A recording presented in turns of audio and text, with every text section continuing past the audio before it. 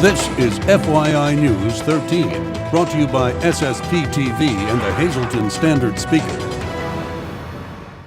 For your information, we talk with the managing editor of the Standard Speaker about local reaction to a New York Times article about the city of Hazleton. Good evening and thank you for joining us at FYI. I'm Ken Kara, and these are your headlines from FYI News 13 and the Hazleton Standard Speaker. Tonight we begin with important information for anyone traveling through Hazleton and West Hazleton. The final paving of Broad Street will get underway tomorrow morning. PennDOT spokesperson Mike Toledo tells FYI that paving will begin at 7 a.m. tomorrow and continue until 7 p.m.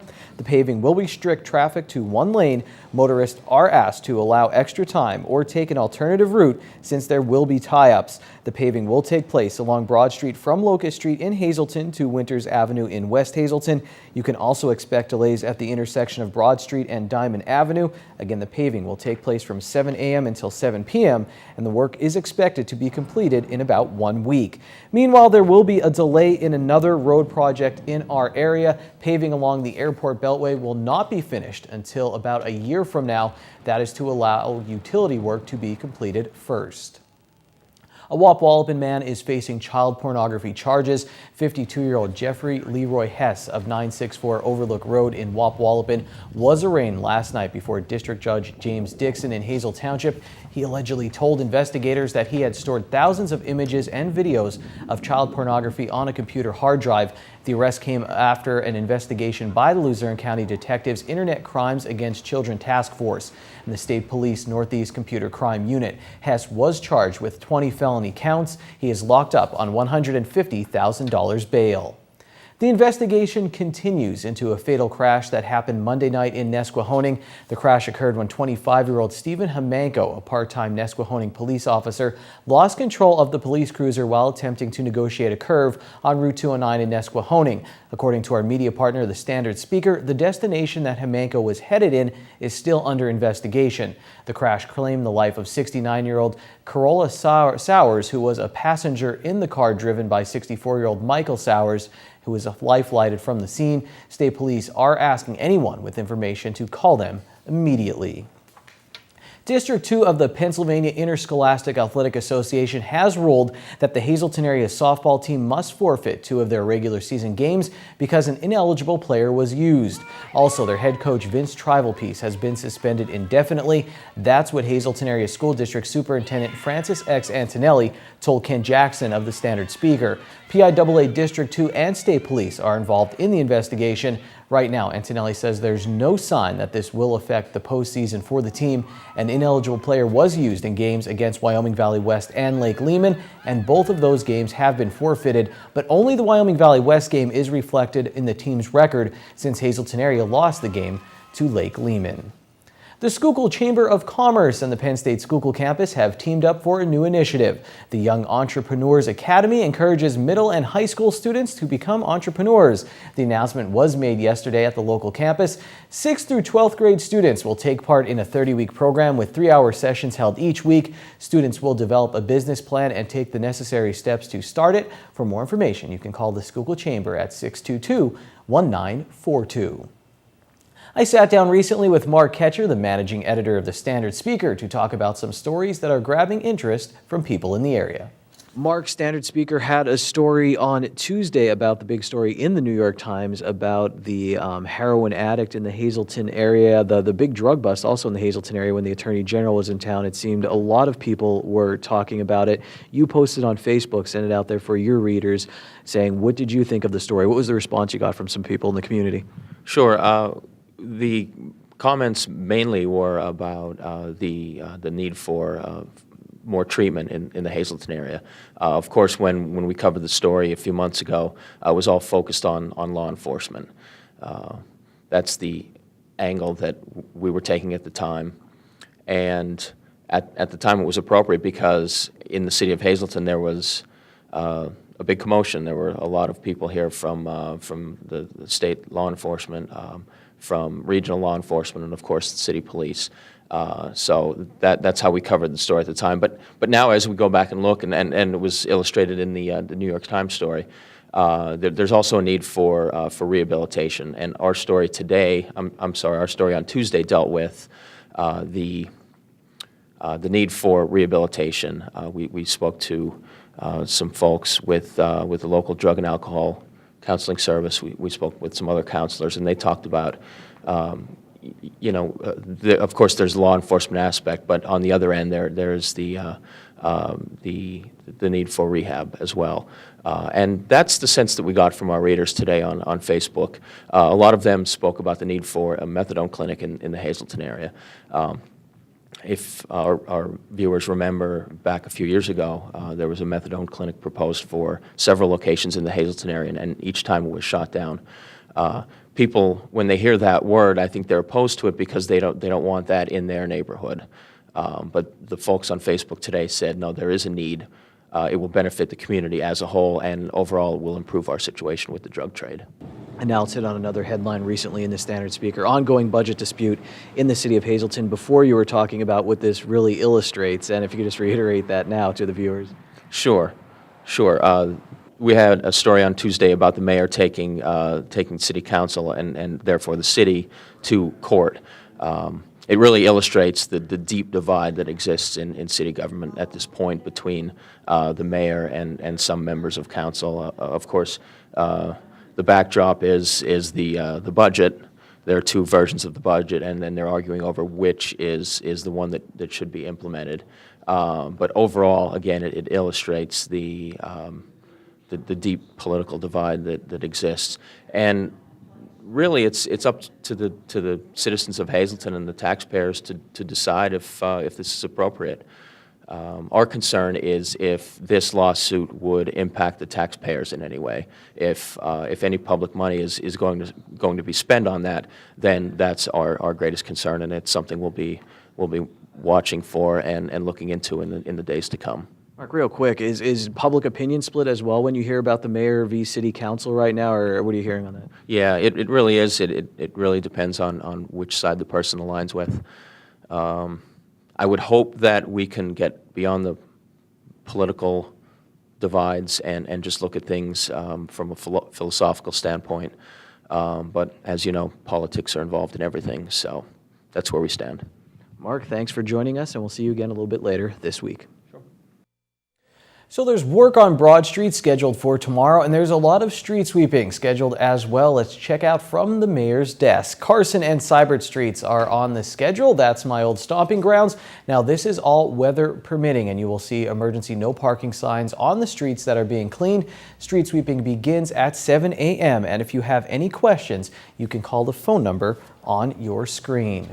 The Standard Speaker is always there for breaking news. If you want to sign up for their text or email alerts, go to standardspeaker.com. And as always, for in-depth news and sports stories, pick up your copy of the Standard Speaker. Coming up next on FYI, it's Drama in Motion with Janine. And after that, we'll do the weather and then talk about the next big event being run by the Hazleton Integration Project. This is FYI News 13, brought to you by SSPTV and the Hazleton Standard Speaker. Well, what's the sense? We're using your junk and we're defunking your junk here with Tamara at the Sage Exchange. And today we are working with burlap. I love burlap. I love everything. I love the stuff you work with. I mean, you just give her like junk and she'll make something awesome out of it. Burlap, I just love it. It's not the softest thing, like if you're going to use it to like sit on something, but there is a different brand of burlap that you can get that's more of like a material-based burlap. I covered the pallets in the burlap. I did show that before. This chair, I found this chair in the garbage, and I just took off the old padding of it. And what you want to do is you want to make sure you trace it and cut it bigger. And all I did was I took some burlap. I bought some of these tacks at Lowe's, tacked it on. It's just like a puzzle. It's not hard to reupholster at all. This was the mustard seed paint that I talked about. I used it on many things, but this is my new project. All right, now this would be something that you would think, oh my God, this is junk. How do I get this out of my house? Well, this I saw on this, well, my son saw this on the side of the road and called me, Mom, there's a chair, you're gonna love it. I said, just go get it. I don't care, just get it. So I got this, I found these burlap sacks. They're awesome to put pillows in. just stitch them together with a little bit of twine. Okay. What I'm going to do is I'm going to use these to do this chair over, and that will be on my website. So again, if you have a piece of furniture that you think you want to throw out, or you see something on the side of the road that someone is throwing out, they can either check out your website for some advice. They can call you, right? Absolutely. Get it. I don't care what it is, and I will show you how to do something with it. We're doing spring cleanup here in Greater Hazleton. You see all that junk? Pick it up. We'll make something great out of it. Rub those 2 pennies together, right? All the time. All right. Always. Join us every Wednesday right here on FYI. Time now for FYI News 13 weather. This beautiful shot is from just outside of City Hall in Hazleton, and here's a quick reminder that if you have a chance, stop by the Peace Officers Memorial Day event being held at City Hall tomorrow at 1 p.m. Now here's weather from the National Weather Service. Tonight, a chance of showers and thunderstorms after 11 p.m. Low will be around 60 for Thursday. There's another chance of showers and thunderstorms, and it will get up to 73 degrees. Thursday night, showers are likely and a possible thunderstorm after 4 a.m. The low will be around 60 for Friday. Showers and a possible thunderstorm, high near 65. For Friday night, a chance of showers again. The low will be down to 52. Saturday, mostly sunny with a high near 65. Saturday night will be partly cloudy with a low around 42. And for your Sunday, another partly sunny day with the high near 63. And we'll end the weekend with a mostly cloudy night with a low around 43. Tonight's weather is brought to you by Valley High, the area's oldest ice cream and fast food restaurant. Stop on in for a cold treat with their ice cream and yogurt, or some hot food with their burgers, hot dogs, fries, and much more. That's Valley High, located on Route 93 in West Hazleton. Stop on by today or give them a call at 570-455-5362. A first-of-its-kind event will be taking place in the city of Hazleton on May 18th, and that's a Sunday afternoon at 2 o'clock. It is the Unity Walk, the first ever being held in our area. And with me to explain the details and the reasoning behind it, to my left is Bob Curry, the president of the Board of Directors for the Hazleton Integration Project, and to my right, Eugenio Sosa, the executive director of the Hazleton One Community Center. Bob, I'm going to start with you. This has been a project near and dear to your heart. This is the first ever Unity Walk. How did this come about? Well, actually, we were kicking around some ideas that we were thinking, how can we really make an effort to bring our entire community together? What can we do that would be a symbol that says the past is the past, Hazletonians are now turning the page, and we're all moving together as one people? Or as our always interesting co-founder, Joe Madden, said with his wonderful story, we are from Hazleton. This is the face of Hazleton. This is who we are as a community. And we wanted to find a way to express that in the best possible way, to say, okay, here we are. We're a single people. We're ready to move into the future. We're including and embracing our diversity. It's all together now. Let's show it. And we thought, what a symbol, a unity walk. Let's bring everybody in, bring them together, bring all disparate groups in together. Everyone is invited. Whatever your politics are, doesn't matter. Everybody together, we are from Hazleton. Wow, a very nice sentiment with that. And Eugenio, the Hazleton One Community Center has been a tremendous success. So what is going to be taking place on Sunday as far as this Unity Walk? That will be amazing because we start betting how many people we're going. And we're getting surprised, especially is when I mention the family, we invite them because this is a walk for Hazleton. It's not because we are in the community, but we're expecting a lot of people, and that will be, as Bob says, symbolic. But at the same time, we're teaching our children how walk is the way that we can achieve our goal, how we can get all the accomplishment that we need, and having all church, all type of religion. And the most beautiful part is the family. I say, if you want to feel proud about your last name, I say, my last name is Smith, walking as one. And that would be the symbol that we encourage others to participate in. Well, I think it's going to be a beautiful sentiment. And Bob, it's taking place at 2 o'clock, so it's also refreshments are being served as well. Tell us a little bit about the walk, where you're going. Okay, well, the walk is really quite simple. Chief DeAndrea has been working with us from the day of its inception, and we've kind of crafted a very simple walk in terms of Hazleton. I mean, Hazleton's kind of a hilly place, you may have noticed, but it's about as flat as we could possibly make it. So it's only 1.1 miles. We made it very short just so that everyone has the opportunity to participate.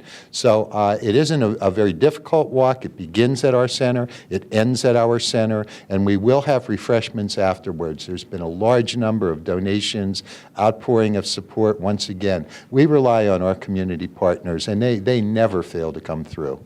Well, it sounds like a wonderful event. The Unity Walk, the first of its kind, this Sunday, coming up at 2 o'clock at the Hazleton One Community Center. We hope that you will be there. Thank you, Lisa. Well, golfers, go hit the range and get ready for this tournament. The Hazleton Elks Lodge number 200 will hold its 34th annual Open Golf Classic on Sunday, June 22nd at the Sugarloaf Golf Course. Registration and continental breakfast will be held starting at 11 a.m., followed by a shotgun start at 1 p.m.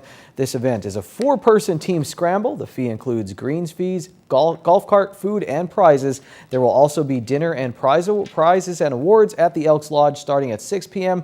The entry fee is $70 per person and $280 per team. Let's see if you're a winner in the Pennsylvania Lottery. Here's the midday winning numbers. The Daily 013, the Big Four 3023, Quinto 85723, and Treasure Hunt 10, 14, 18, 23, and 29. Dave Seaman joins us in sports next.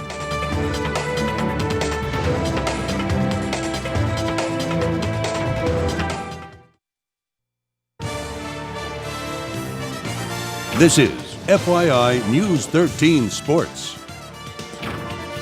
Dave Day on the Sportscast. Dave Seaman, sports editor from the Standard Speaker, joins us.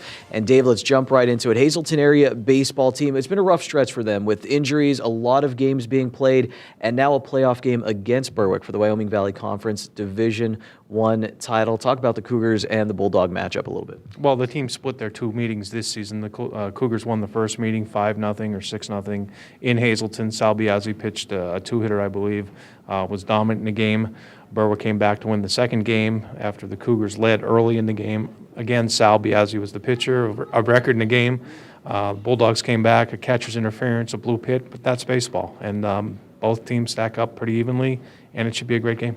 It's interesting. This reminds me a little bit of almost Hazleton area Crestwood basketball. Crestwood comes back, they fight the Cougars, go to a playoff game. Hazleton had the chances in that Berwick game to really put it away, and just weird things. I remember Gino even saying, listen, you know, we had some hard hit balls where at another field might be a home run or fall in, but there's a lot of outfield at Berwick. This game taking place at Hanover area, so playing on a neutral field for Hazleton area. But you said going toward district playoffs, Cougars should be locked into their slot as they get ready to move on past the conference schedule. Yeah, right now it looks like it's not going to matter. What Gino Cara, the coach of the Cougars, said to me the other night was that win or lose, they're going to be locked into the number 2 seed, as Delaware Valley should have a better winning percentage from their Lackawanna League schedule.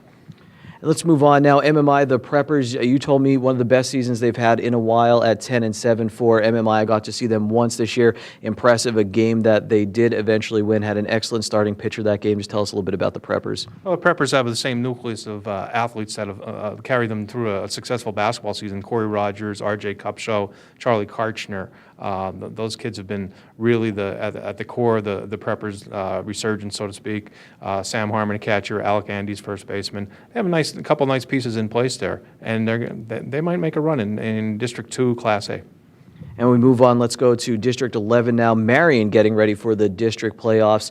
Last season down there for their head coach as well. I'd like to send him out on a high note. Let's talk about the Marion Colts as they move on to the district playoffs. Yeah, it looks like the Colts are going to be a 3 seed. That's a rugged tournament, though. District 11 Class A baseball is usually one of the tops in the state. You have Williams Valley, Tri-Valley, Schuylkill Haven. All those teams have been successful through the years. The Colts are going to have to fight their way through that tournament, but they have the lineup and the hitting ability. They can do some damage. Last, Dave, let's talk about, Speaker did a great job covering the Hazleton area track team, the boys capturing the conference championship. You guys just had an article about districts. Let's talk about some of the success of the Cougars and Lady Cougars. Well, Lady Cougars, you start with the freshman, Kayla Merkel, a throwing standout, latest in a line of successful throwers under Coach Nick Gaudiano and Mark Otterbein and Fred Barletta. Before that, Kayla won the javelin title with a throw of 134.8, which is a fantastic throw for a freshman. She can only get better. Emily Malone, as in the 100 dash, she qualified on time. Didn't win the gold medal, but she still qualified for a state berth based on her time. So she had a successful run. The boys team with Hamlet Ventura qualifying for states and Andrew Myers winning the 800 gold medal, which is a successful season for the boys track team. Hamlet Ventura, I saw beat Donald Pollitt's record at the Hazleton Area High School. That's saying a lot. That's very impressive for Hamlet. Oh, definitely. Hamlet could fly. There's no doubt about it. And to see him qualify for states, that's what every senior wants to do. You're a senior track athlete. You want to get to Shippensburg. That's always in your mindset. And he did a great job. All right, well, Dave, thanks again for joining us on Dave Day here on the Sportscast. It's Wednesday, and here's some delicious alliteration. It's signature steak night at Bottlenecks. All of their signature steaks are only $9.95 plus bottomless soup and salad for only $2.95.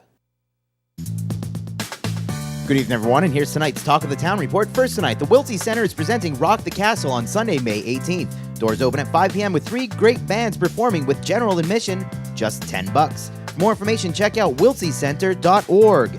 And one more quick announcement, FunFest is announcing that spaces are now available for their reinvented craft show called Arts, Crafts, and Home Party. The show takes place September 6th and 7th and will be held in the Marco Building parking lot. More information, please call them 570-455-1509. That's tonight's Talk of the Town. News 13 would like to send sincere condolences to the family and friends of these recently departed. Gene L. Gregory, formerly of Drums. Memorial is Thursday at 11 a.m. from the Butler Chapel of the Cropton Hughes Funeral Home. Friends may call Thursday from 10 to 11 a.m. Myrtle May Gimby of Weatherly. Funeral is Friday at 11 a.m. at the Philip J. Jeffries Funeral Home. Friends may call from 9:30 to 11 a.m. Mary Firko, formerly of Freeland. Memorial is May 24th at 11 a.m. in the Immaculate Conception Church. And Betty L. Licurgo of Hazleton. Funeral is Friday at 10 a.m. in the parish of St. Cyril and Methodius at the Church of St. Joseph. Friends may call at the church from 9 to 10 a.m. Arrangements are under the direction of the Frank J. Bonin Funeral Home. Tonight's obituaries have been brought to you by the Smilax Floral Shop located on 15th Street in Hazleton. Call 570-454-0111.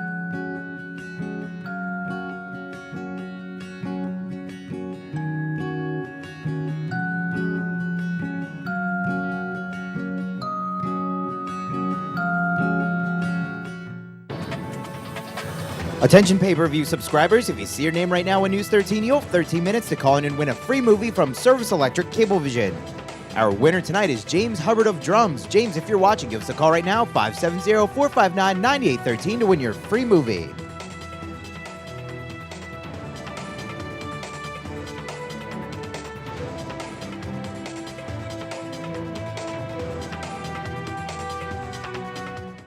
If you're traveling on Broad Street tomorrow in Hazleton and West Hazleton, remember to be patient and take it easy. We'll see you tomorrow, everyone.